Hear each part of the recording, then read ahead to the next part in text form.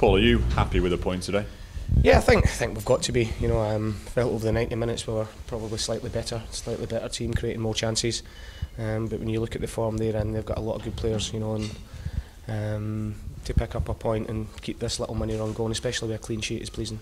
And those conditions today were hideous. They were. You know, it was hard to get the ball down and pass it like we like to do. I think both goalkeepers, one goal kick was bouncing on the 18-yard box, the next one wasn't even reaching the halfway line, so it was hard to judge. And I think if you take the conditions and the team we were up against, it's a good point for us. Was that the problem? Because obviously the 6 goals you've scored in the 2 previous home games, you've played some very good football on the floor, sort of without these conditions in mind. Did that suffocate sort of what you were trying to do, or what you have tried to do in recent weeks? Yeah, it did, but it still doesn't mean that you don't try and get the ball down and pass it. You know, with a couple of good moves first half, and you know the ball's bounced off the post. The move that led up to Brownie's chance was 4 or 5 really quick passes, and that's what we want to do. But it was difficult today.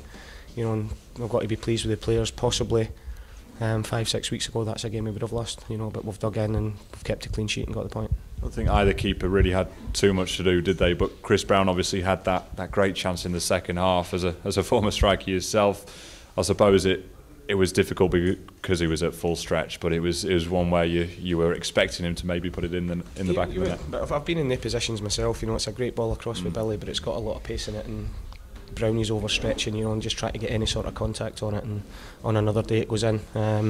You know, I'm not going to ever go at Chris Brown for that, because he's been absolutely outstanding for us.